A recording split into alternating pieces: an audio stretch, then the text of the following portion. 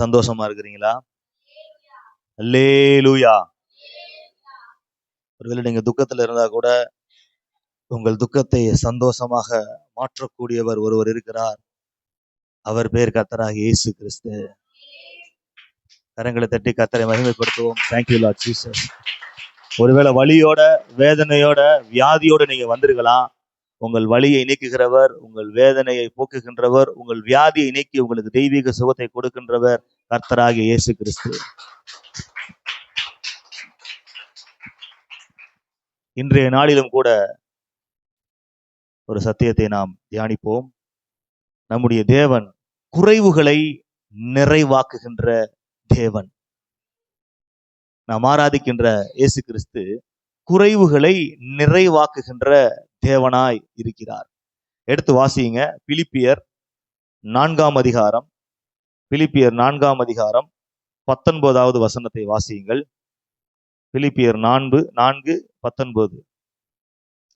என் தேவன் தம்முடைய ஐஸ்வர்யத்தின்படி உங்கள் குறைவையெல்லாம் கிறிஸ்து இயேசுவுக்குள் மகிமையிலே நிறைவாக்குவார். அல்லேலூயா. என் தேவன் தம்முடைய மகிமையின் ஐஸ்வர்யத்தின்படி உங்கள் குறைவை எல்லாம் கிறிஸ்து இயேசுவுக்குள் மகிமையிலே நிறைவாக்குவார். பாருங்க, நாம்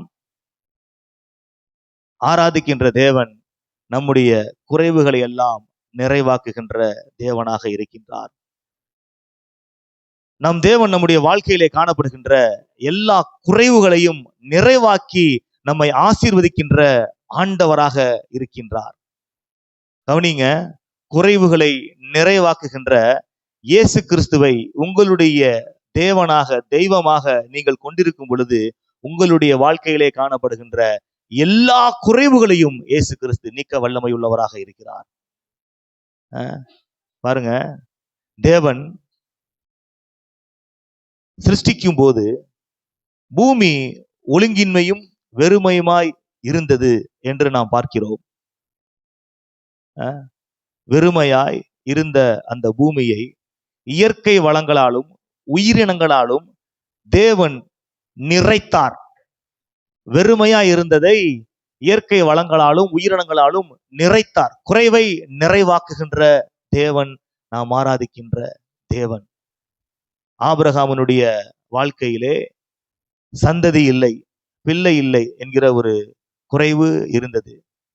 வானத்து நட்சத்திரங்களைப் போல, கடற்கரை மணலை போல அவனுடைய சந்ததிகளை ஆண்டவர் பெருக செய்து அவனுடைய வாழ்க்கையிலே காணப்படுகின்ற குறைவுகளை நிறைவாக்கினார்.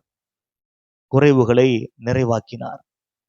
கேரார் என்கிற அந்த தேசத்திலே பஞ்சம், எல்லாருக்கும் குறைவு, ஆனா ஒரே ஒரு ஆளுக்கு மட்டும் நிறைவு. அந்த பஞ்ச தேசத்துல ஈசாக்கின் குறைவை கர்த்தர் நிறைவாக மாற்றினார்.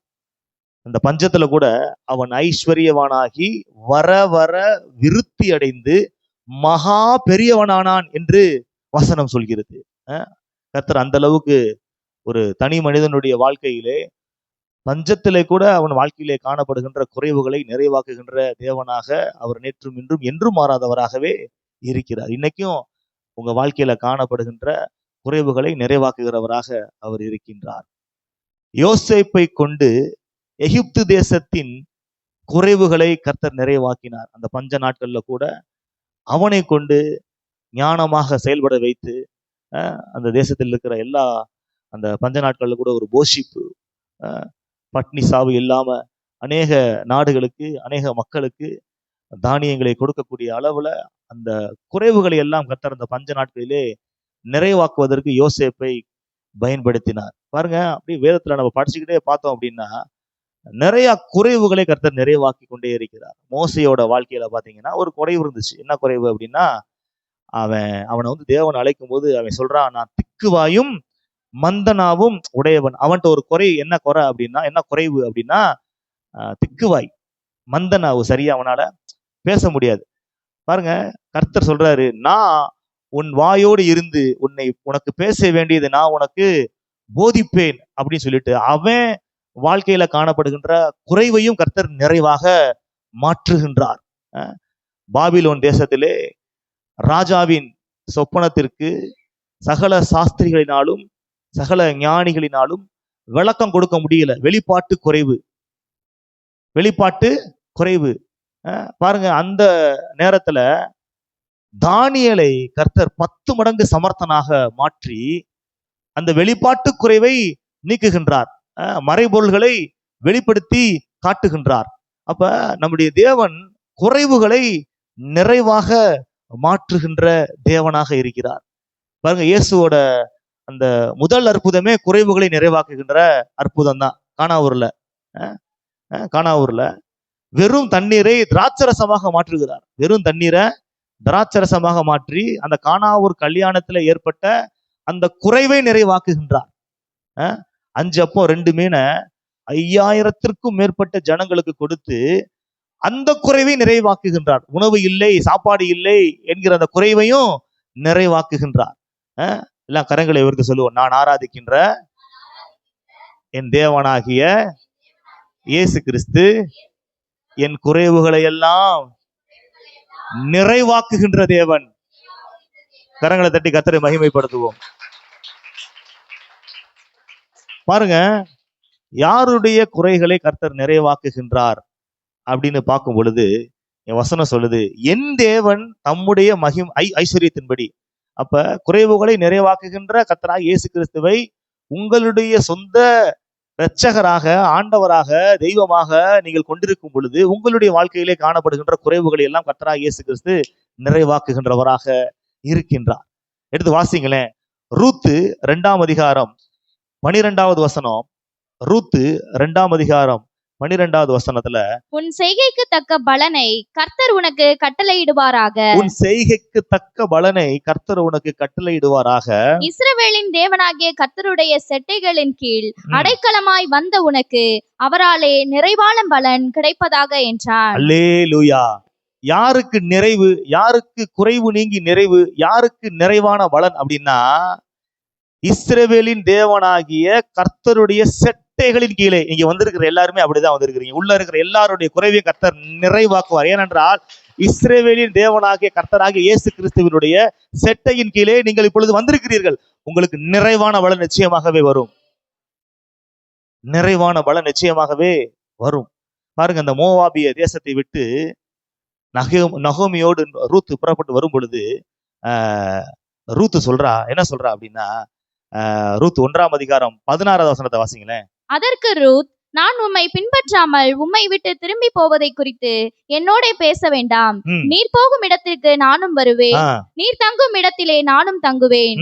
உம்முடைய ஜனம் என்னுடைய ஜனம், உம்முடைய தேவன் என்னுடைய தேவன். உம்முடைய தேவன் என்னுடைய தேவன். அப்ப என்னுடைய தேவனாக இயேசு கிறிஸ்துவை யார் ஆண்டவராக இரட்சகராக கொண்டிருக்கிறார்களோ, தங்களுடைய சொந்த இரட்சகராக சொந்த ஆண்டவராக கொண்டிருக்கிறார்களோ, அவர்களுடைய வாழ்க்கையிலே காணப்படுகின்ற குறைவுகளை கர்த்தராகிய இயேசு கிறிஸ்து நிறைவாக மாற்றக்கூடியவராக இருக்கிறார். அதான் வசனம் சொல்லுது, என் தேவன் தம்முடைய ஐஸ்வர்யத்தின்படி உங்கள் குறைவுகளை எல்லாம் கிறிஸ்து இயேசுவுக்குள் மகிமையிலே நிறைவாக்குவார். முதலாவது, தேவனாகிய கர்த்தர் உங்களுடைய வாழ்க்கையிலே காணப்படுகின்ற பொருளாதார குறைவை நிறைவாக்குகின்றவராக இருக்கிறார்.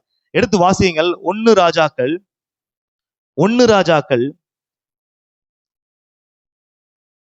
17ஆம் அதிகாரம் 14 முதல் 16 முடிய வசனங்களை வாசியுங்கள். கர்த்தர் தேசத்தின் மேல் மழையை கட்டளையிடும் நாள் மட்டும் பானையின் மா செலவழிந்து போவதும் இல்லை, பானையில் மா செலவழிந்து போவதும் இல்லை, கலசத்தின் எண்ணெய் குறைந்து போவதும் இல்லை என்று இஸ்ரவேலின் தேவனாகிய கர்த்தர் சொல்லுகிறார் என்றான். அவள் போய் எலியாவின் சொற்படி செய்தாள். அவளும் இவனும் அவள் வீட்டாரும் அநேக நாள் சாப்பிட்டார்கள். கர்த்தர் எலியாவை கொண்டு சொன்ன வார்த்தையின்படியே பானையிலே மா செலவழிந்து போகவும் இல்லை, கலசத்தின் எண்ணெய் குறைந்து போகவும் இல்லை. அல்லேலூயா. இந்த சம்பவத்தின் பின்னணி உங்களுக்கு எல்லாம் நன்றாக தெரியும். அதாவது ஒரு பஞ்ச தேசத்துல, ஒரு பஞ்ச காலகட்டத்துல ஒரு விதவையின் இடத்துல எலியா அனுப்பப்படுகின்றான் தேவனால். அவ எப்படிப்பட்ட நிலைமையில இருக்கிறா அப்படின்னா, விறகு புறகிக்கிட்டு இருக்கிறா. எதுக்கு அப்படின்னா, சாப்பிட்டுட்டு வாழ்றதுக்கு இல்ல, சாப்பிட்டுட்டு சாகிறதுக்கு. ஏன்னா அந்த ஒரு அப்பத்தை சுடுவதற்கான மாவு தான் அவட்ட இருக்கு. அதுக்கப்புறம் சாப்பிட்றதுக்கு வழி இல்ல, எண்ணெயும் இல்ல. அப்படிப்பட்ட நிலைமை. அப்ப எலியா சொல்றான், நீ போய் ஒரு முதல் அடையை சுட்டுக்கொண்டு என்கிட்ட வந்து குடு.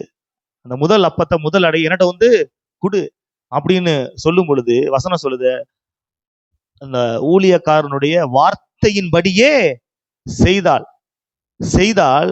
செய்ததுனால வசனம் சொல்லுது, கர்த்தர் எலியாவை கொண்டு சொன்ன வார்த்தையின்படியே பானையிலே மா செலவழிந்து போகவும் இல்லை, கலசத்தில் எண்ணெய் குறைந்து போகவும் இல்லை.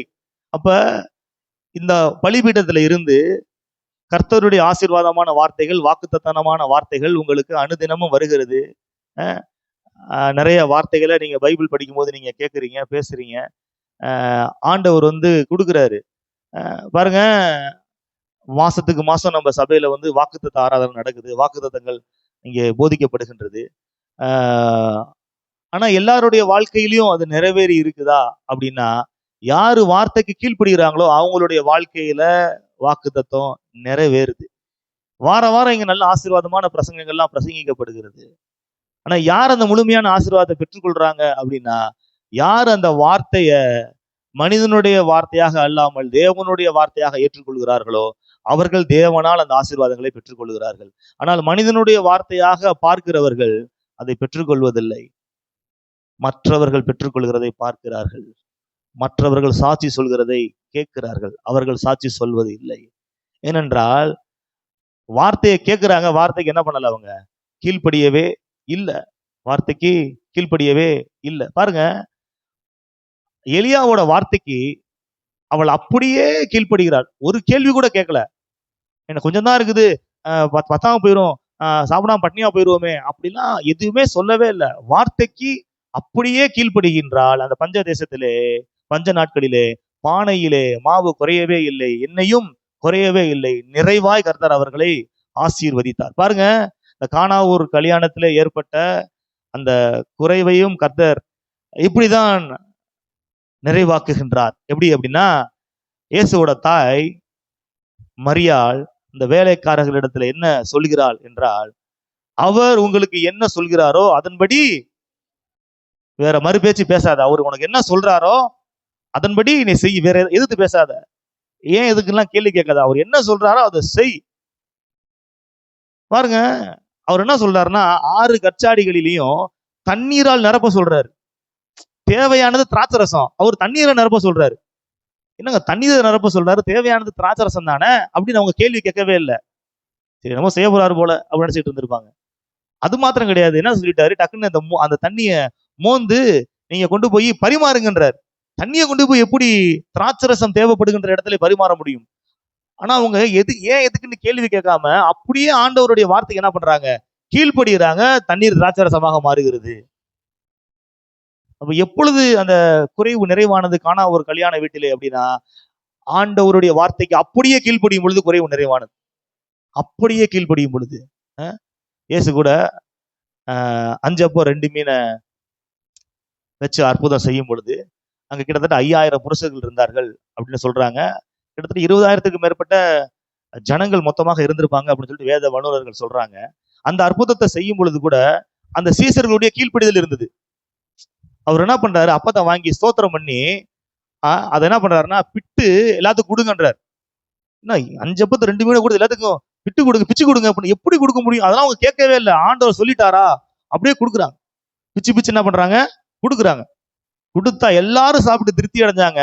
12 கூட நிறைய மிச்ச துணிக்கைகளை எடுத்தார்கள். துண்டுகள், பிச்சு எடுத்த துண்டுகள், துணிக்கைகள் எத்தனை, 12 கூட நிறைய எடுத்தாங்களாம்.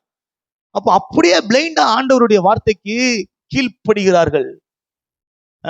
அப்ப நான் என்ன சொல்ல வர்றேன் அப்படின்னா, ஆண்டவருடைய வார்த்தையின்படி உங்களுக்கு கொடுக்கப்படுகின்ற, அதாவது ஆண்டவருடைய வார்த்தையின்படி உங்கள் போதகர் உங்களுக்கு கொடுக்கின்ற அந்த வார்த்தைக்கு அப்படியே நீங்கள் கீழ்ப்படியும் பொழுது நிச்சயமாகவே உங்களுடைய வாழ்க்கையிலே காணப்படுகின்ற பொருளாதார குறைவை கர்த்தர் நிறைவாக்குவார். அப்படியே கீழ்ப்படிய வேண்டும். வசனத்தின்படி அவர் உங்களுக்கு சொல்கிற உத்தரவுகளை எதிர்த்து பேசாமல் அப்படியே நீங்கள் கீழ்ப்படியும் பொழுது நிச்சயமாகவே கர்த்தர் உங்கள் பொருளாதாரத்திலே காணப்படுகின்ற குறைவுகளை எல்லாம் நிறைவாக்குவார். எபிரேயர் 13ஆம் அதிகாரம் 17வது வசனம், 13:17. உங்களை நடத்துகிறவர்கள் உங்கள் ஆத்துமாக்களுக்காக உத்தரவாதம் பண்ணுகிறவர்களாய். பாருங்க, உங்களை நடத்துகிறவர்கள்லாம் யாருன்னா போதகர்களை குறித்து சொல்லுது.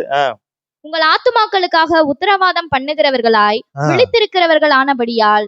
உங்கள் ஆத்துமாக்களுக்காக உத்தரவாதம் பண்ணுகிறவர்களாக இருக்கிறாங்க, விழித்திருக்கிறவர்களாக இருக்கிறாங்க. அவர்கள் துக்கத்தோட அல்ல சந்தோஷத்தோட அதை செய்யும்படி அவர்களுக்கு கீழ்ப்படிந்து அடங்குங்கள். அவர்களுக்கு கீழ்ப்படிந்து சொல்லுங்க, அடங்குங்கள். நாங்க அடங்க மாட்டோம் அப்படின்னு என்ன பண்ணக்கூடாது, சொல்லக்கூடாது. போதகர்களுக்கு என்ன பண்ணணும், கீழ்ப்படிய வேண்டும். உங்களை நடத்துகிறவர்களுக்கு, உங்களுக்காக அவர்கள் என்ன பண்றாங்க, ஆத்துமாக்களுக்கு உத்தரவாதம் பண்ணுகிறவர்களாக இருக்கிறாங்க, உங்களுக்காக விழித்து ஜெபிக்கிறவர்களாக இருக்கிறாங்க. அதனால அவங்களுக்கு எப்படி இருக்கணுமா, சந்தோஷத்தோட அவர்களுக்கு என்ன பண்ணணும், அத அவங்க செய்யறது அவங்க சந்தோஷமா செய்யறதக்கதாக அவங்களுக்கு கீழ்ப்படியணும். வாசிங்க, அடங்குங்கள். துக்கத்தோட அப்படி செய்தால் அது உங்களுக்கு பிரயோஜனமாய் இருக்க மாட்டாது. அவர்கள் துக்கத்தோட செய்தால் அது உங்களுக்கு பிரயோஜனமாய் இருக்க மாட்டாது. அப்ப நான் என்ன சொல்ல வர்றேன் அப்படின்னா, உங்க வாழ்க்கையில காணப்படுகின்ற குறைவுகளை கர்த்தர் நிறைவாக மாற்ற வேண்டுமே ஆனால், நான் சொல்றேன், ஆண்டவருடைய வார்த்தையின்படி போதகர் கொடுக்கின்ற ஆலோசனைகளுக்கு கீழ்ப்படியுங்கள். நிச்சயமாகவே உங்களுடைய குறைவுகளை கர்த்தராகிய இயேசு கிறிஸ்து நிறைவாக்குவார். குறைவுகளை கர்த்தராகிய இயேசு கிறிஸ்து நிறைவாக்குவார். அடுத்து ஒரு குறைவை கர்த்தராகிய இயேசு கிறிஸ்து நிறைவாக்குகிறார். என்னன்னா, ஆரோக்கிய குறைவு. எல்லாம் சொல்லுங்க, ஆரோக்கிய குறைவு. எடுத்து வாசிங்களேன். சங்கீதம் 103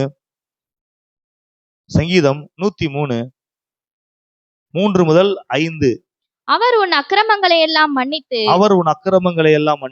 உன் நோய்களை எல்லாம் குணமாக்கி உன் பிராணனை அழிவுக்கு விலக்கி மீட்டு உன்னை கிருபையினாலும் இரக்கங்களினாலும் முடிசூட்டி நன்மையினால் உன் வாயை திருப்தியாக்குகிறார்.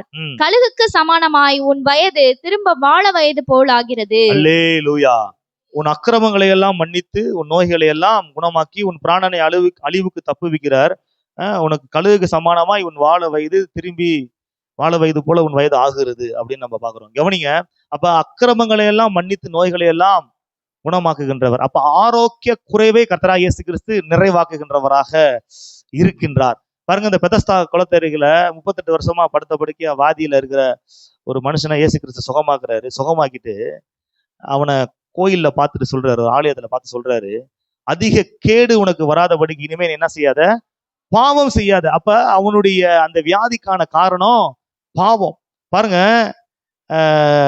ஒரு சில நேரத்துல நம்மளுக்கே தெரியாது, ஒரு சில பலவீனங்கள், ஒரு சில வியாதிகள் நம்ம சரீரத்துல இருக்கும்.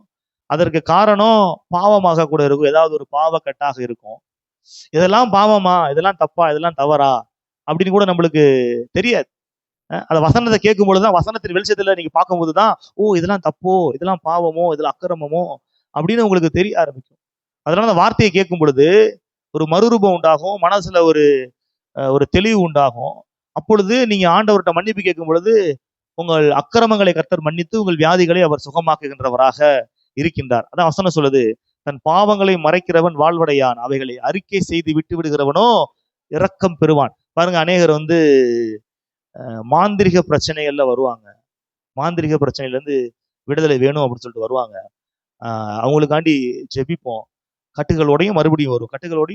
என்ன பிரச்சனை அப்படின்னா, இவங்க யாருக்கோ ஒரு ஆளுக்கு என்ன பண்ணிருக்கிறாங்க, மாந்திரிகம் செஞ்சிருக்கிறாங்க. அதை நம்மகிட்ட மறைப்பாங்க. அதை நம்மகிட்ட என்ன பண்ணுவாங்க, மறைச்சிருவாங்க. அதனால ஒரு பூரணமான ஒரு முழுமையான விடுதலை அவங்க என்ன பண்ண முடியாது, பெற்றுக்கொள்ள முடியாது. அப்ப அதை கர்த்தருடைய சமூகத்திலே ஊழியக்காரர் மத்தியிலே அறிக்கையிட்டு கர்த்தரிடத்திலே மன்னிப்பு கேட்கும் பொழுது நிச்சயமாகவே அதுல இருந்து ஒரு பூரணமான விடுதலை கர்த்தர் என்ன பண்றாரு, கொடுக்கிறவராக இருக்கிறார். பாருங்க, அப்ப விட வேண்டியதை நாம் விட்டோம் என்றால் பெற வேண்டிய ஆசீர்வாதத்தை நாம் பெற்றுக்கொள்வோம். அப்ப ஒரு சில பாவங்கள் நம்மகிட்ட இருக்குது அப்படின்னா, அதை விட்டுட்டோம் அப்படின்னா, இந்த பாவ கட்டுகள் நம்ம விட்டு அருந்து போய் விட்டது என்றால் நிச்சயமாகவே வியாதி நீங்கி ஒரு பூரணமான ஒரு ஆரோக்கியமான உடல்நிலையை நீங்கள் பெற்றுக்கொள்வீர்கள். என்ன பாவம்னே உங்களுக்கு தெரியாது. ஆனா வசனத்தை கேட்கும் போதுதான் தெரியும், இதெல்லாம் பாவமா இருக்குதோ, இதெல்லாம் நம்ம பண்ணிருக்கிறோமோ அப்படின்ற ஒரு உணர்வு வரும். அப்ப விட வேண்டியதை விட்டுட்டீங்கன்னா பெற வேண்டியதை என்ன பண்ணலாம், பெற்றுக்கொள்ளலாம். பாருங்க, ஒரு காட்டுல ஒரு குரங்கு இருந்துச்சான். அந்த குரங்கு என்ன பண்ணுமா, இந்த காட்டுல இருக்கிற மரங்கள்ல இருக்கிற பழங்கள் எல்லாம் பறிச்சு சாப்பிட்டுக்கிட்டே இருந்திருக்குது. காட்டுல இருக்கிற பழங்கள் எல்லாம் சாப்பிட்டுக்கிட்டே இருந்திருக்குது. நல்லா பழங்களை சாப்பிட்டு பசியாறி இருக்குது. இப்ப காட்டை விட்டு நாட்டுக்குள்ள அந்த குரங்கு வருது.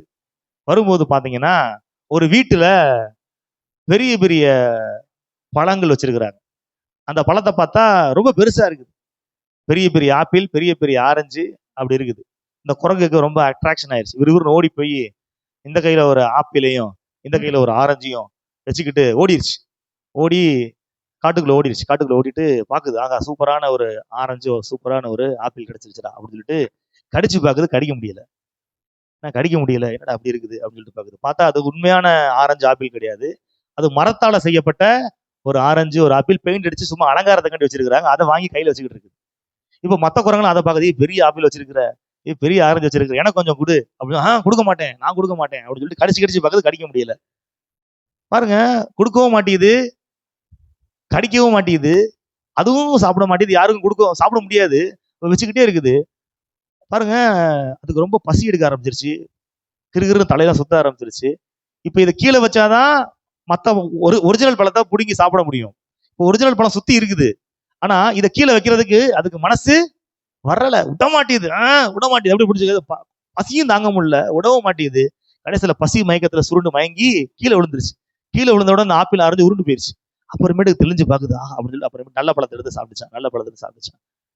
கவனிங்க, நம்மளும் கூட தான் பாருங்க, இப்படி ஒரு சில நேரத்துல ஒரு சில காரியங்களை விடாம அப்படியே பிடிச்சுக்கிட்டே இருக்கிறோம். ஒரு சில பாவங்களை, ஒரு சில அக்கிரமங்களை, ஒரு சில துரோகங்களை, ஒரு சில மன்னியாத தன்மைகளை, ஒரு சில விஷயங்களை நம்ம அப்படியே பிடிச்சுக்கிட்டே இருக்கிறோம்.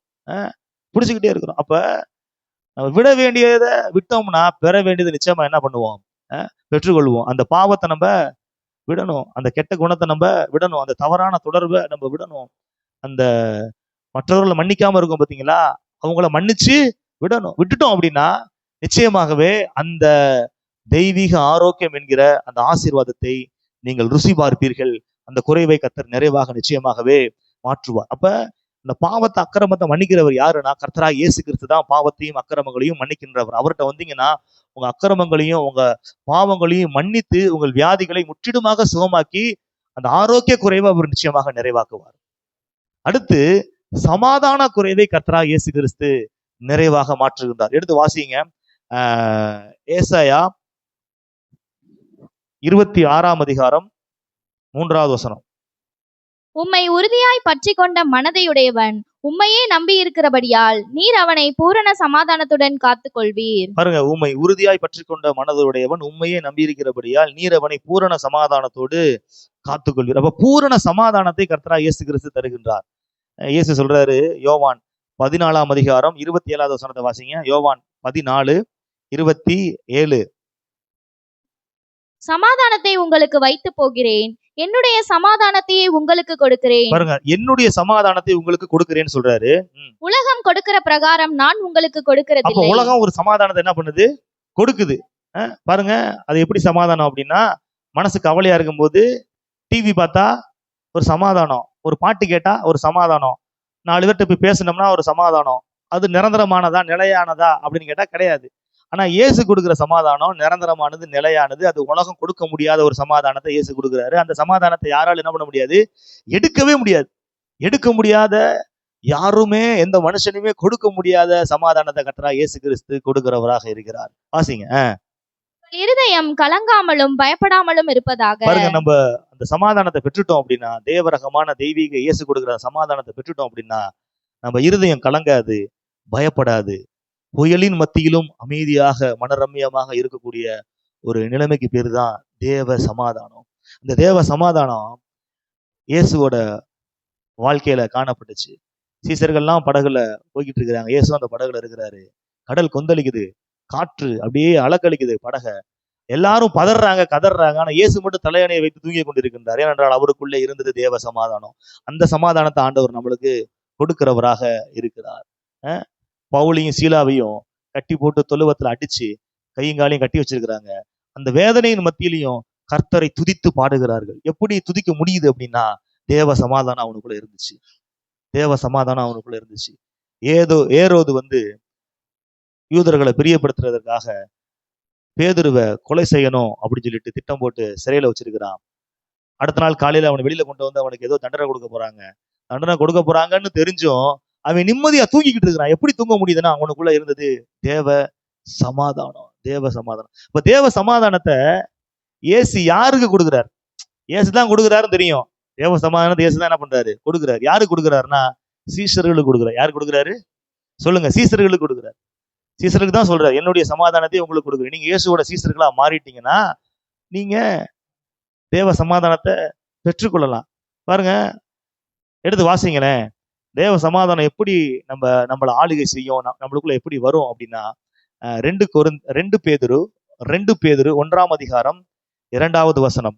2 பேதுரு 1ஆம் அதிகாரம் 2வது வசனம். தேவனையும் நம்முடைய கர்த்தராகிய இயேசுவையும் அறிகிற அறிவினால் உங்களுக்கு கிருபையும் சமாதானமும் பெருக கடவது. அப்ப எப்ப சமாதானம் நம்மளுக்குள்ள வருது, பெருகுது அப்படின்னா தேவனையும் கர்த்தராகிய இயேசு கிறிஸ்துவை அறிகின்ற அறிவினாலும் நமக்கு என்ன உண்டாகுது?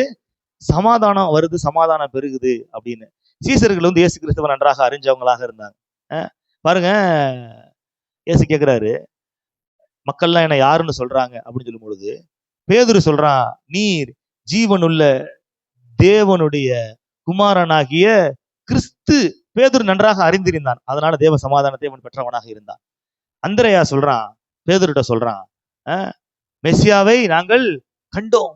மேசியாவை நாங்க கண்டோம். மேசியாவாக இயேசுவை அந்திரேயா அறிந்தவனாக இருந்தான். பாருங்க, இயேசு வந்து கடல் மீது நடந்து வரும் பொழுது சீசர்கள் எல்லாம் சொல்றாங்க, மெய்யாகவே நீர் தேவனுடைய குமாரன் என்று சொல்லி அவரை பணிந்து கொண்டார்கள். தேவனுடைய குமாரனாக அவர்கள் அறிந்து கொண்டார்கள். உயிர்த்தெழுந்து வந்த இயேசு கிறிஸ்துவை தோமா பார்த்து என்ன சொல்றான்? என் ஆண்டவரே, என் தேவனே அப்படின்னு சொல்றான். அறிந்து கொண்டான். அவர் வந்து ஆண்டவர், அவர் தேவன் என்பதை அறிந்து கொண்டான். அடுத்து அப்போஸ்தலனாகிய யோவான், அவன் இயேசுவை நன்றாக அறிந்திருக்கிறான். அவன் எழுதுற அந்த முதல் இந்த சுவிசேஷத்திலேயே பாத்தீங்க அப்படின்னா, ஆதியிலே வார்த்தை இருந்தது, அந்த வார்த்தை தேவனிடத்தில் இருந்தது, அந்த வார்த்தை தேவனா இருந்தது, அவர் தேவனோடு இருந்தார், சகலமும் அவராலே உண்டாக்கப்பட்டது ஒன்றொன்றும் அவராலே அல்லாமல் வேறு ஒருவராலும் உண்டாக்கப்படவில்லை என்று அவர் நன்றாக, அவர் சிருஷ்டிகர்த்தராக, ஆண்டவராக, மெசியாவாக, தேவகுமாரனாக எல்லாருமே அறிஞ்சிருந்தாங்க. அறிஞ்சிருந்தனால அவங்க தேவ சமாதானத்தை பெற்றுக்கொண்டாங்க. அப்ப இயேசு கிறிஸ்துவை உங்களுடைய ஆண்டவராக, இரட்சகராக, மீட்பராக, மெசியாவாக, உங்களுடைய தேவனாக அறிந்து கொண்டு ஏற்றுக்கொள்ளும் பொழுது அந்த தேவரகமான சமாதானத்தை கர்த்தராகிய இயேசு கிறிஸ்து உங்களுக்கு இலவசமாக கொடுக்கின்றார்.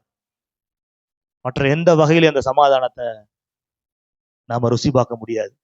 பாருங்க, அந்த தேவ சமாதானத்தை எப்படி விளக்குவது அப்படின்றதுக்கு ஒரு ஓவியம் ஒன்று வரைஞ்சாங்களாம். அந்த ஓவியம் எப்படின்னா, ஒரு கடல் நடுவே, இந்த கடல் வந்து எப்படிப்பட்ட கடல்னா, இந்த கடல்ல வந்து கொந்தளிக்கிற அலை, ஆர்ப்பரிக்கின்ற நிலைமை. கடல் அப்படியே கொந்தளிக்குது, அலைகள்லாம் அப்படியே ஆர்ப்பரிக்குது. அதுல ஒரு பெரிய பாறை இருக்குது. என்ன இருக்குது?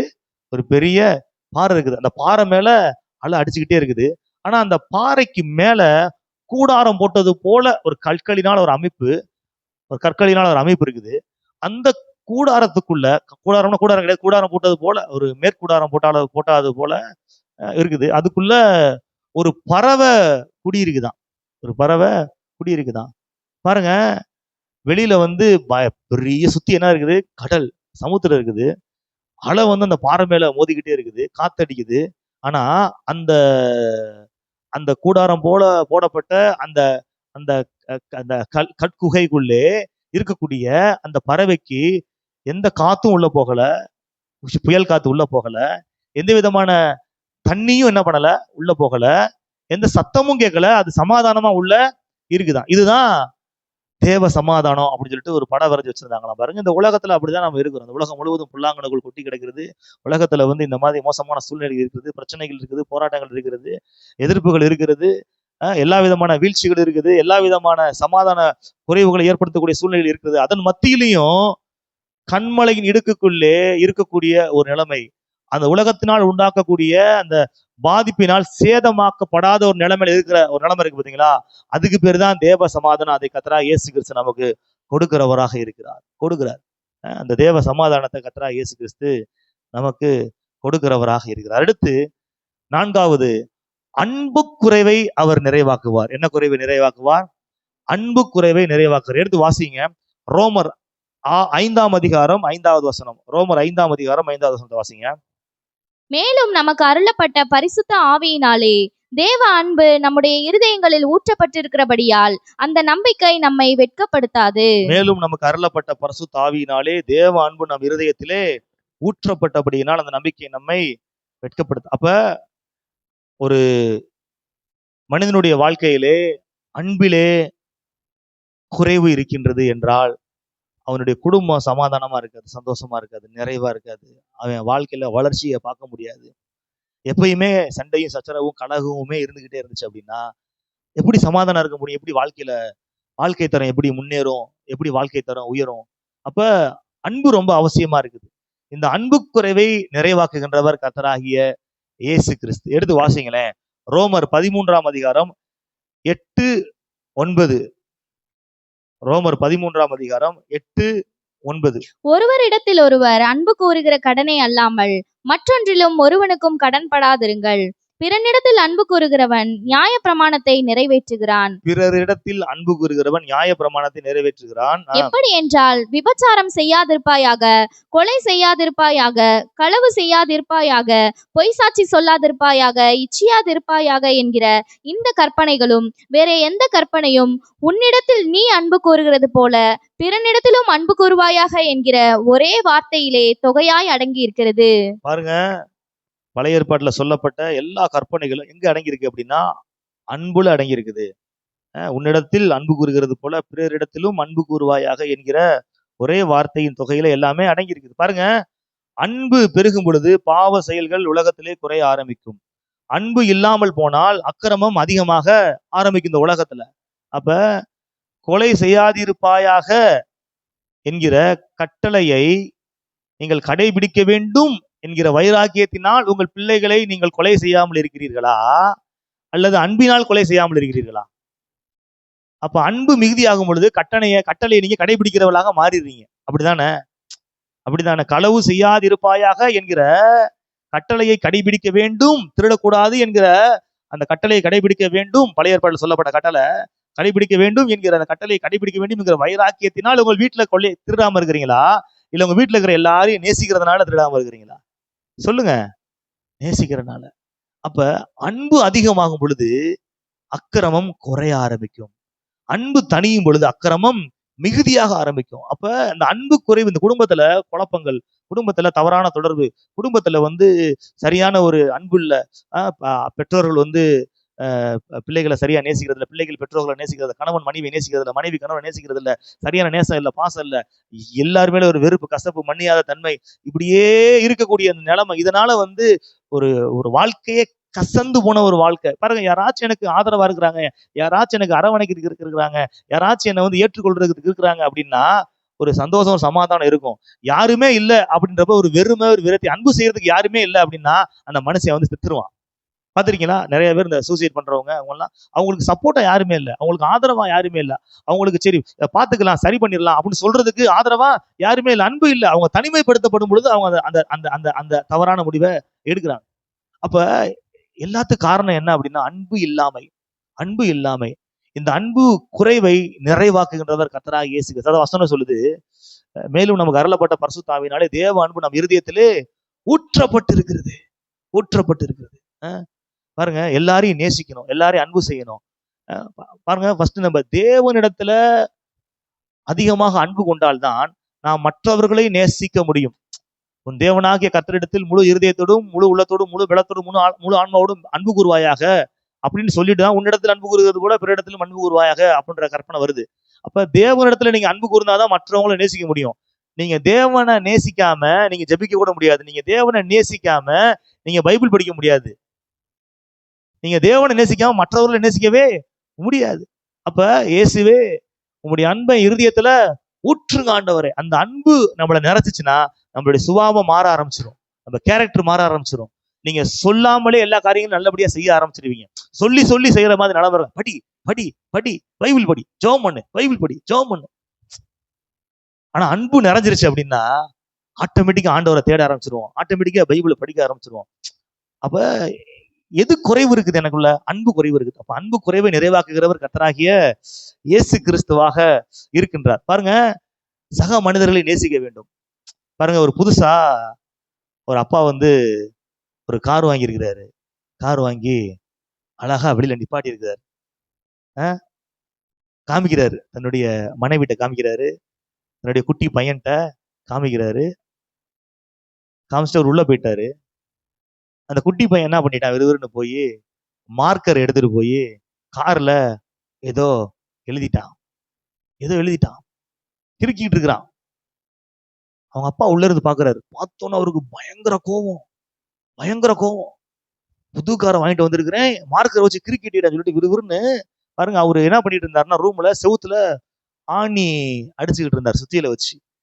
இந்த அடிச்சுக்கிட்டு இருக்கப்ப பையனை பார்த்த உடனே அவன் ஏதோ கிறுக்கிட்டு இருக்கிறான் பார்த்த உடனே விறுவிறு சுத்தியலோட போய் அவன் பையனுடைய கையில ஓங்கி ஒரு அடி டம்முன்னு அடிச்சிட்டாரு. அடிச்ச உடனே அந்த பையனுடைய 2 விரலும் உடைஞ்சிருச்சு.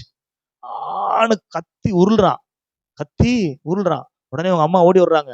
இவனும் பயந்து கார் எடுத்துட்டு போய் ஹாஸ்பிட்டல்ல கொண்டு போய் செக் பண்ணி பார்த்தா கை 2மே ஃப்ராக்சர் ஆயிருச்சு, விரல் உடஞ்சு போச்சு அப்படின்னு சொல்லிட்டு மாவு கட்டெல்லாம் போட்டு விடுறாங்க. வலியோட வேதனையோட அப்படியே இருக்கிறாங்க. அப்பா அப்படியே மனசு உடஞ்சி தள்ள கை வச்சு அப்படி வெளில வந்து, என்னடா அப்படி கோவப்பட்டமே அப்படின்னு சொல்லிட்டு அப்படி கார்ல என்னதான் கிறுக்கி இருக்கான்னு சொல்லிட்டு இந்த காரை அப்படி திரும்பி பாக்குறாரு. அந்த பையன் கார்ல எது கிறுக்கு, நான் என்னதான் கிறுக்கி இருக்கிறான்னு பார்ப்போமே அப்படின்னு சொல்லி திரும்பி பார்த்தா ஐ லவ் யூ டாடின்னு எழுதியிருக்கிறான்.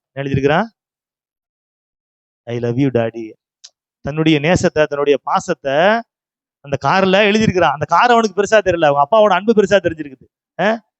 ஐ லவ் யூ டாடி எழுதியிருக்கிறான். அதை புரிஞ்சுக்கிறாம என்ன பண்ணிட்டாரு, கோவப்பட்டு சுத்தியில வச்சு டக்குன்னு அடிச்சு கையை உடச்சு விட்டாரு.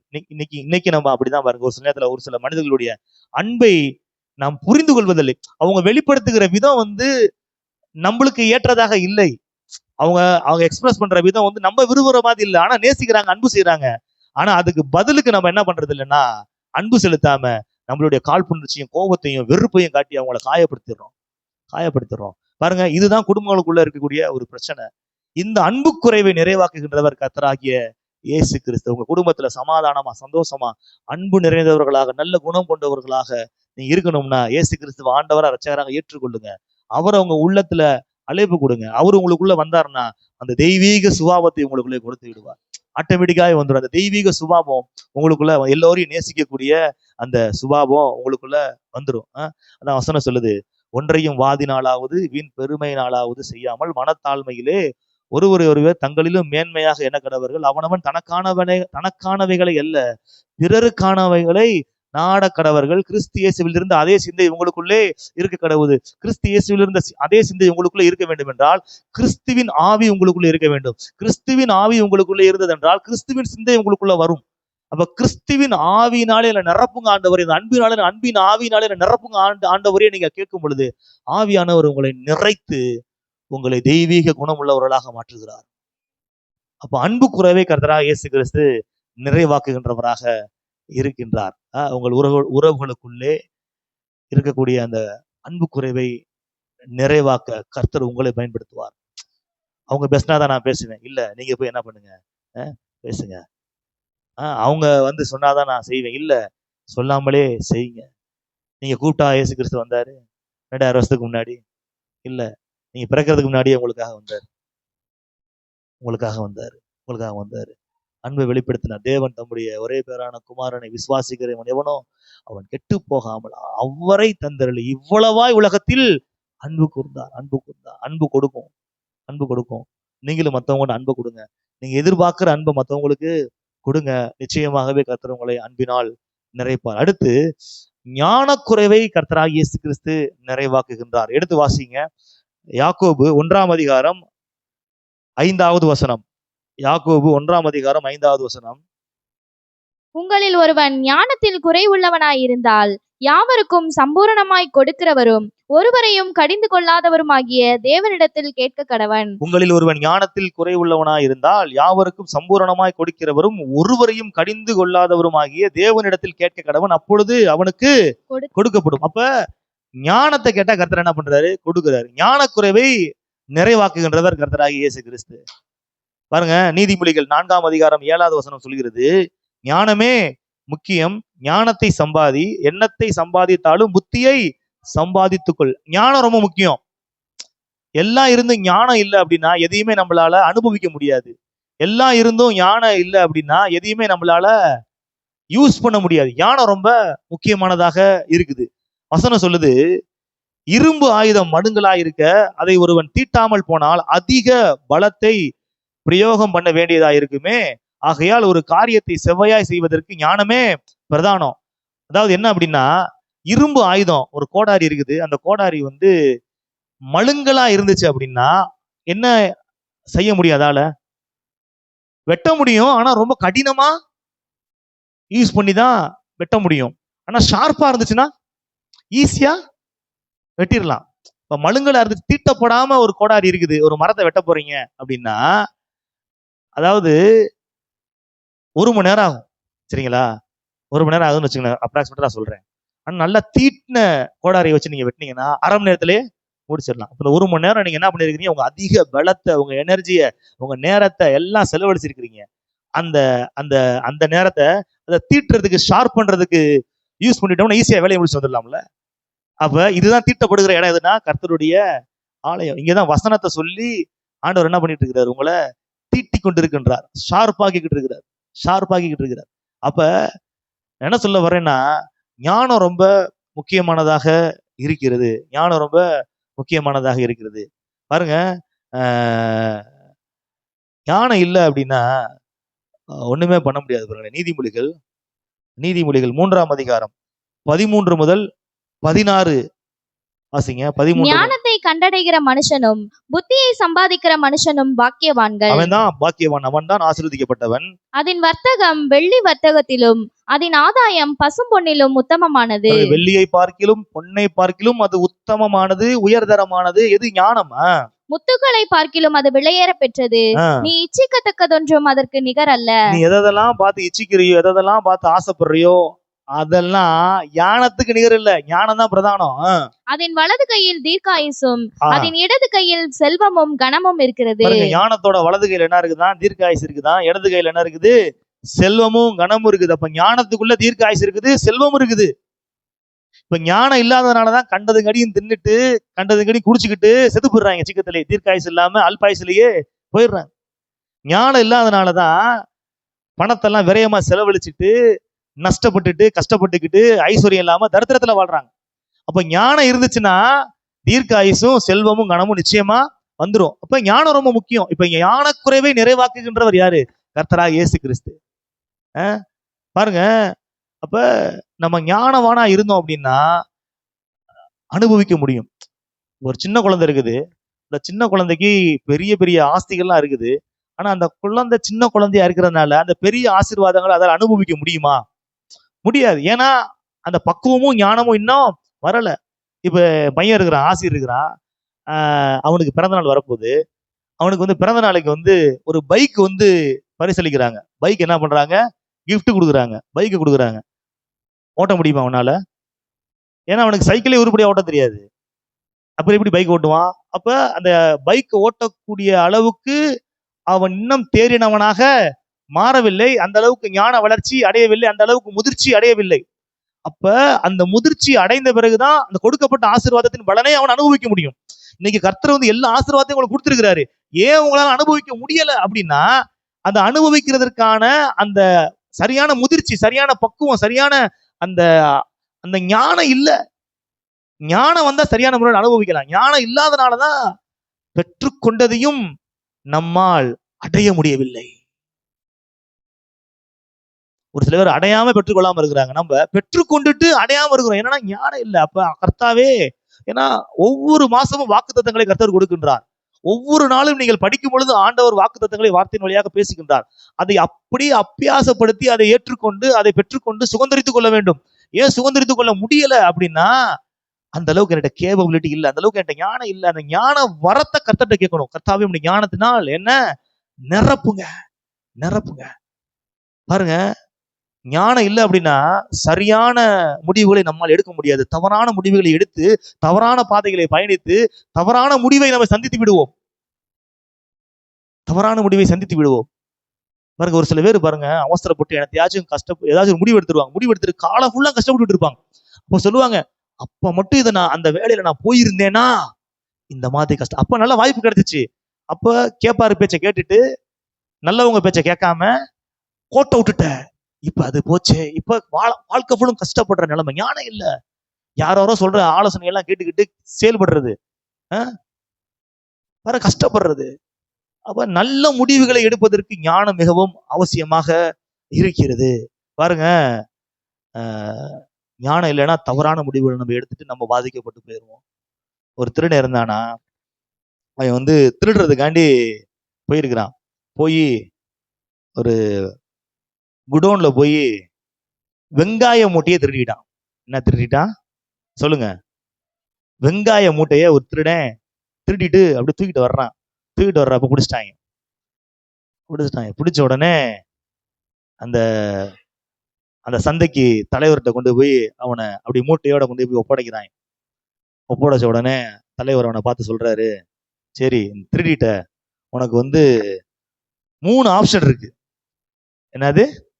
3 ஆப்ஷன் இருக்கு. என்ன 3 ஆப்ஷன் அப்படின்னா, திருடுன இந்த வெங்காய மூட்டைய பிரிச்சு இதுல இருக்கிற வெங்காயத்தை ஒண்ணு விடாம நீ தின்னு காலி பண்ணணும்.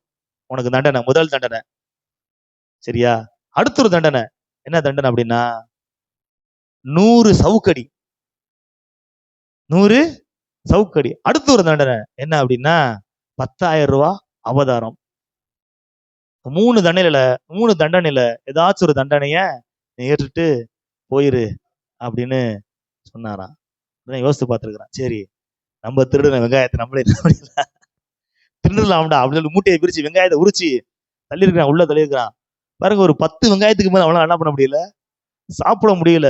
ட்ரை பண்ணி பாக்குறான், ஒரு 50 வெங்காயம் சாப்பிட்டு பாக்குறான், வயிறுலாம் எரிஞ்சு, வாந்தி எடுத்து, கண்ணெல்லாம் எரிஞ்சு, ஐயா முடியலையா நம்ம சாம சவுக்கடி வாங்கிக்கிறேயா அப்படின்னு. சரி சவுக்கடி வாங்கடா, 100 சவுக்கடி வாங்கடா அப்படின்னு சொல்லிட்டு ஒரு 5 சவுக்கடி கொடுத்த உடனே சுருண்டு மயங்கி விழுந்துட்டானா. மறுபடியும் மயக்கத்தில் எழுந்திருச்சிருக்கிறான். மறுபடியும் அடிக்கிறாங்க. ஐயோ சவுக்கடி என்னால தாங்க முடியல, விட்டுருங்க, பேசாம நான் 10,000 அவதாரம் என்ன பண்ணிடுறேன் கொடுத்து சொல்லிட்டு 10,000 அவதாரத்தை கொடுத்துட்டு போனானா. பாருங்க, என்ன சொல்ல வர்றேன்னா, சரியான முடிவு எடுக்க தெரியாததுனால 3 தண்டனையுமே அனுபவிச்சுட்டான். ஆனா சரியான ஒரு முடிவு எடுத்திருந்தானா அந்த 10,000 கொடுத்து தப்பிச்சு ஓடி இருந்திருக்கலாம்.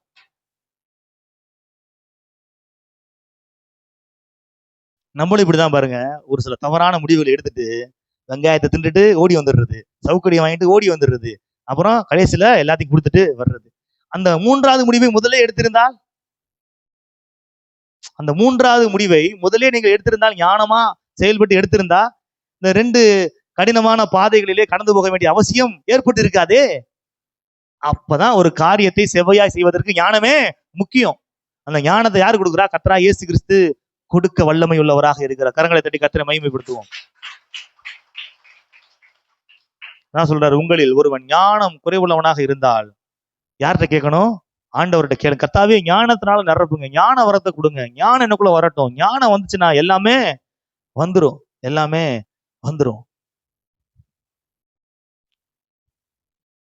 சரி, அடுத்து தைரிய குறைவை கர்த்தர் நிறைவாக்குகின்றார். தைரிய குறைவை கர்த்தராகிய இயேசு கிறிஸ்து நிறைவாக்குகின்றார். யோசுவா 1ஆம் அதிகாரம் 5, 6 ஆகிய வசனங்களை வாசிங்க.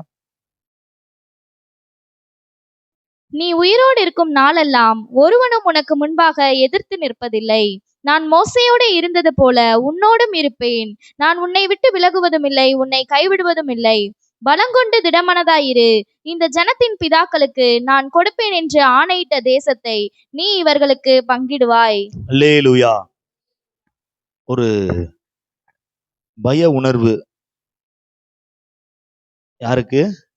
யோசுவாவுக்கு. மோசே இல்லை, மோசே மரித்து விட்டான், இப்ப ஜனங்களை இவன் தான் நடத்தணும், தனியாக எப்படி நடத்துவது என்று கலங்கி நிற்கும் பொழுது கர்த்தர் சொல்லுகிறார், பயப்படாதே, உயிரோடு நாளாக ஒருவனுக்கு முன்பதாக இருந்து நிற்பதில்லை, நான் மோசையோடு இருந்தது போல உன்னோடு கூடவே இருக்கிறேன், நான் உன்னோட்டை விலகுவதும் இல்லை, உன்னை கைவிடுவதும் இல்லை. பலம் கொண்டு திடமனதாய் இரு. நீ பலவீனமா இருக்காத, பயந்துகிட்டு இருக்காத, திடமனதாய் இரு, திடமனதாய் இரு அப்படின்னு ஆண்டவர் சொல்றாரு பாருங்க.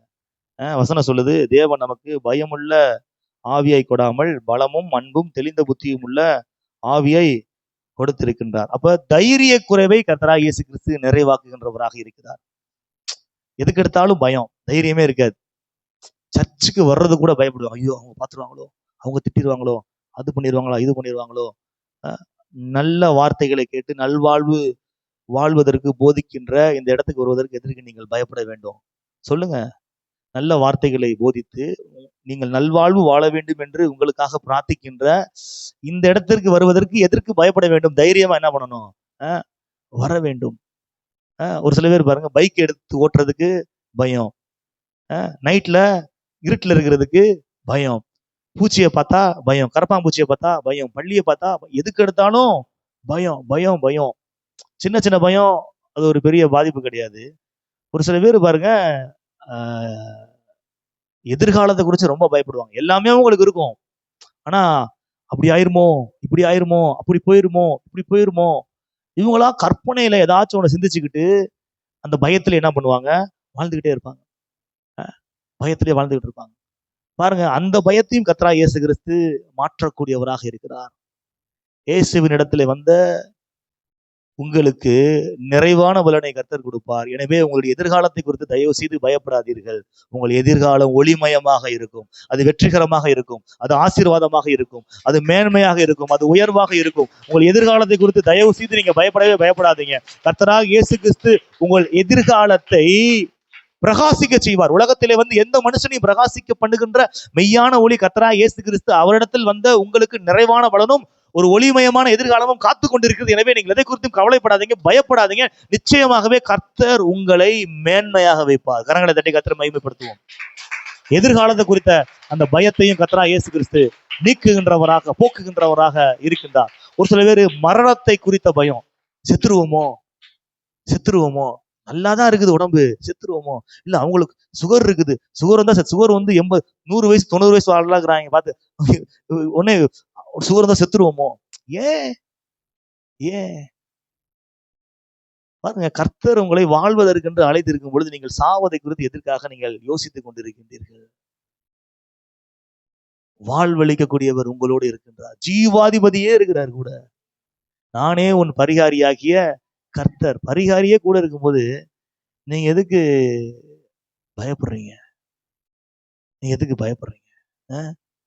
பாருங்க, பிள்ளைகள் மாம்சத்தையும் இரத்தத்தையும் உடையவர்களாக இருக்க அவரும் அவர்களைப் போலவே மாம்சத்தையும் இரத்தத்தையும் உடையவரானார். மரணத்துக்கு அதிகாரியான பிசாசானவனை தன்னுடைய மரணத்தினாலே அழிக்கும்படிக்கு ஜீவகாலெல்லாம் மரண பயத்திலே அடிமைக்குள்ளானவர்கள் யாவரையும் விடுதலையாக்கும்படியாக இயேசு கிறிஸ்து விண்ணகம் விட்டு மண்ணகம் வந்தார் என்று வசனம் சொல்கிறது. அப்ப யோபு சொல்றான், நான் பயந்த காரியம் எனக்கு நேரிட்டது. அப்ப நீங்க பயந்துகிட்டே இருந்தீங்கன்னா நீங்க பயந்த காரியம் உங்களுக்கு கண்டிப்பா வந்துரும்.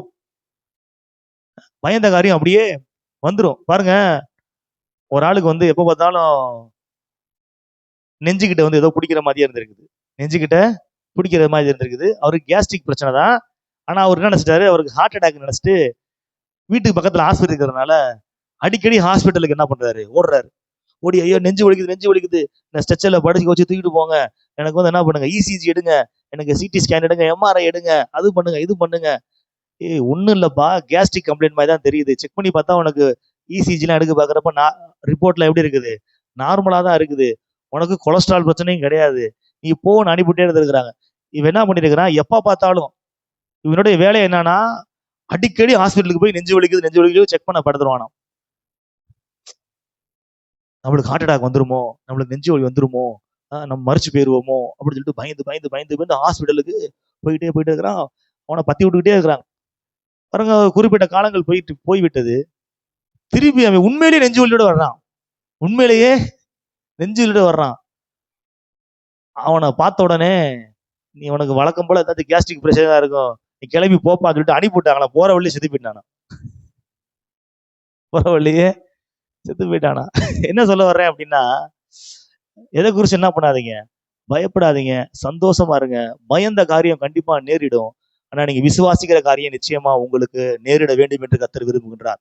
அதனால பயத்தை விசுவாசிக்காதீங்க, ஜெயத்தை விசுவாசிங்க. பயத்தை விசுவாசிக்காதீங்க, ஜெயத்தை விசுவாசிங்க. வியாதி வந்துரும்னு எதிர்பார்க்காதீங்க. என் சரீரத்துக்கு எல்லா வியாதியும் என்னை விட்டு கடந்து போய்விடும் என்று விசுவாசிங்கள், அது நடக்கும்.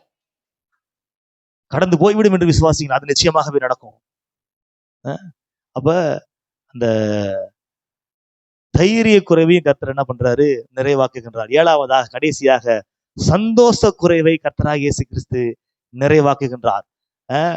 சங்கீதம் 16:11, சங்கீதம் 16:11, ஜீவ மார்க்கத்தை எனக்கு தெரியப்படுத்துவீர். உம்முடைய சமூகத்தில் பரிபூரண ஆனந்தமும் உம்முடைய வலது பாரிசத்தில் நித்திய பேரின்பமும் உண்டு.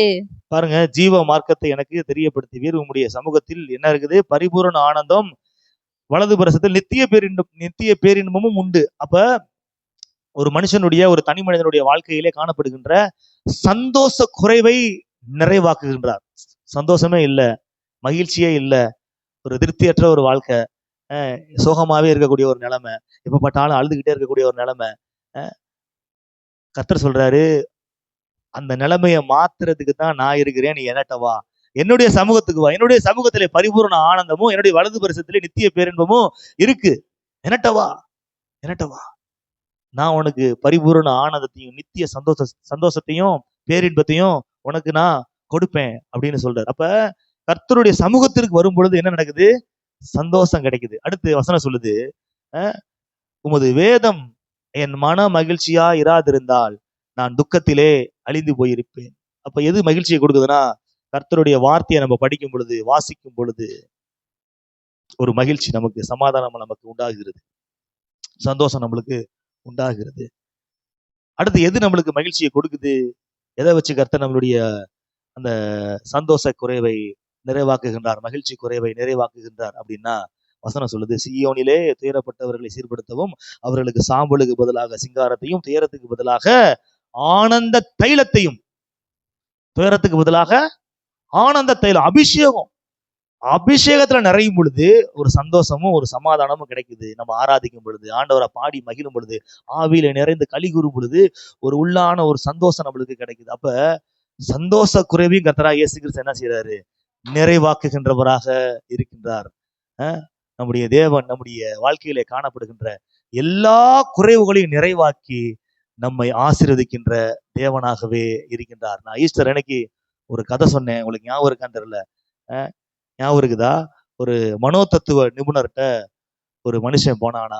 மனுஷன் போய், ஐயா எனக்கு ரொம்ப மனசு கவலையா இருக்கு, ரொம்ப மனபாரமா இருக்குது, ரொம்ப ஸ்ட்ரெஸ்ஸா இருக்குது, ரொம்ப டிப்ரெஷனா இருக்குது, என்னால வாழவே முடியல, நான் வாழ்றதுக்கே எனக்கு விருப்பம் இல்லை அப்படின்னு சொல்லிட்டு இந்த மனோதத்துவ நிபுணர்கிட்ட, அந்த டாக்டர்கிட்ட அந்த நபரை போய் சொன்னானா. உடனே அந்த மனோதத்துவ நிபுணர், அந்த டாக்டர் அந்த நபரை பார்த்து சொன்னாராம், கவலைப்படாதப்பா, கவலைப்படாத, நம்ம ஊர்ல ஒரு சர்க்கஸ் இருக்குது, அந்த சர்க்கஸ்ல ஒரு ஜோக்கர் இருக்கிறான், அந்த ஜோக்கர்கிட்ட நீ போனேன்னா எப்படிப்பட்ட ஆளா இருந்தாலும் அவன் என்ன பண்ணுவான்? உளுந்து உளுந்து சிரிக்க வச்சிருவான், நல்லா ஜோக் அடிப்பான், நல்லா சிரிக்க வைப்பான். எவ்வளவு பெரிய மன பாரத்தோட, எவ்வளவு பெரிய மன கஷ்டத்தோட, மன இறுக்கத்தோட, வேதனையோட, அப்படியே துன்பத்தோட, துயரத்தோட நீ போனா கூட அவனை பார்த்தேன்னா அவனுக்கு சிரிப்பும் ஆனந்தமும் சந்தோஷம் வந்துடும். நீ அவன்கிட்ட போ அப்படின்னு சொல்லிட்டு அனுப்பிவிட்டாராம், ஆலோசனை சொன்னாராம். அதுக்கு அந்த நபர் சொன்னாரா, ஐயா நீங்க சொன்னீங்களே ஒரு ஜோக்கர் ஒருத்தர் சர்க்கஸ்ல இருக்கிறான், எல்லாத்தையும் சிரிக்க வைப்பான், வர்றவன் போறவன் எல்லாம் சிரிக்க வைப்பான் அப்படின்னு சொன்னீங்களே, எவ்வளவு பெரிய துயரத்துல வந்தாலும் அவனுக்கு சிரிப்பை கொடுத்துருவான் அப்படின்னு சொன்னீங்களே, அந்த ஜோக்கர் வேற யாரும் கிடையாது, அந்த ஜோக்கரே நான் தான் எல்லாத்தையும் சிரிக்க வைக்கிறேன். ஆனா நான் உங்ககிட்ட இப்ப அழுதுகிட்டு இருக்கிறேன், உங்ககிட்ட அழுதுகிட்டு இருக்கிறேன். பாருங்க, அப்ப எல்லா மனுஷனுக்கும் சந்தோஷமும் சமாதானமும் தேவையானதாக இருக்குது. நம்ம மற்றவங்களுக்கு ஆறுதல் சொல்றோம், ஆனா நம்மளுக்கு ஆறுதல் சொல்றதுக்கு யாரோ ஒரு ஆள் தேவையா இருக்கிறார். ஆனா யாருமே இல்லாவிட்டாலும் நம்மளுக்கு ஆறுதல் சொல்றதுக்கு ஒருத்தர் இருக்கிறாரு. அவர் ஆறுதல் சொல்கிறவர் மாத்திரமல்ல, அவர் ஆறுதல் செய்கின்றவர். ஆறுதல் சொல்கின்றவர் மாத்திரமல்ல, அவர் ஆறுதல் செய்கின்றவர். அந்த நாயினூர் விதவையின் மகன் மரித்து விட்டான், பாடையில டெட் பாடியை தூக்கிட்டு வர்றாங்க. அந்த விதவை அழுது கொண்டு வருகின்றாள், எனக்கென்று இருக்கிற ஒரே மகன் மரித்து விட்டானே என்று அழுது கொண்டு இருக்கின்றாள். இயேசு போய் அழாதே அழாதே என்று சொல்லி ஆறுதல் சொன்னார். ஆறுதல் சொல்லிவிட்டு அப்படியே கடந்து போய்விடவில்லை. அந்த மரித்து போன அந்த பிரேதத்தை தொட்டு அந்த மரித்த மகனை இயேசு உயிரோடு எழுப்புகின்றார். அவர் ஆறுதல் சொல்லுகிறவர் மாத்திரமல்ல, ஆறுதல் செய்கின்றவர். உங்களுக்கு வேணா மனுஷங்க வேணா ஆறுதல் சொல்லலாம், எனக்கு ஆறுதல் சொல்றதுக்குலாம் ஆள் இருக்கிறாங்க, ஒரு சில பேருக்கு ஆறுதல் சொல்றதுக்கு ஆள் இல்லை. ஆனா ஆறுதல் செய்யறதுக்கு யாருமே இல்ல. ஆண்டவராக இயேசு கிறிஸ்து மாத்திரம் தான் இருக்கிறாரு. அவர் ஆறுதல் சொல்லுகிறவர் மாத்திரமல்ல, அவர் ஆறுதல் செய்கிறவருமாக இருக்கிறார். பாருங்க, அவர் உங்கள் கண்ணீரை துடைக்கிறவர் மாத்திரமல்ல, கண்ணீரே இல்லாத வாழ்க்கைக்கு நேராக உங்களை கொண்டு போறவராக இருக்கிறார். அழுகையின் கண்ணீரை ஆனந்த கண்ணீராக மாற்றக்கூடியவராக இருக்கிறார். நான் அழுது ஜெபிப்பேன். எத்தனை அழுது ஜெபிப்பீங்க? எதுக்காக அழுது ஜெபிப்பேன் அப்படின்னா, தேவைக்காண்டி அழுது ஜெபிச்சது இல்ல, என்னுடைய பிரச்சனைக்காண்டி நான் அழுது ஜெபிச்சது இல்ல, ஆண்டவருடைய அன்பிற்காக நான் அழுது ஜெபிச்சிருக்கிறேன். அவர் எனக்கு செய்து வருகின்ற நன்மைக்காக நான் நன்றி சொல்லி அழுது ஜெபிச்சிருக்கிறேன். ஒரு காலத்துல அழுது ஜெபிச்சிருக்கிறேன். இப்ப நான் அழுது ஜெபிக்கிறதுக்கான நிலைமையை கர்த்தர் உண்டாக்கவே இல்லை. நான் சொல்றேன், எனக்கு அப்படி நிலைமையை உண்டாக்குனார், உங்களுக்கும் அப்படிப்பட்ட நிலைமையை உண்டாக்குவார். உங்கள் அழுகையின் கண்ணீரை ஆனந்த கண்ணீராக மாற்றுவார். அழுது அழுது வேண்டி வேண்டி விண்ணப்பம் பண்ணுகிற உங்களை இனி நன்றி சொல்லி அழுது துதிக்கும்படியாக கர்த்தர் மாற்றுவார். கரங்களை தட்டி கர்த்தரை மகிமைப்படுத்துவோம். கர்த்தரா இயேசு கிறிஸ்து உங்கள் துக்கத்தை சந்தோஷமாக மாற்றக்கூடியவராக இருக்கிறார். யாவரும் எழுந்து நிற்போம்.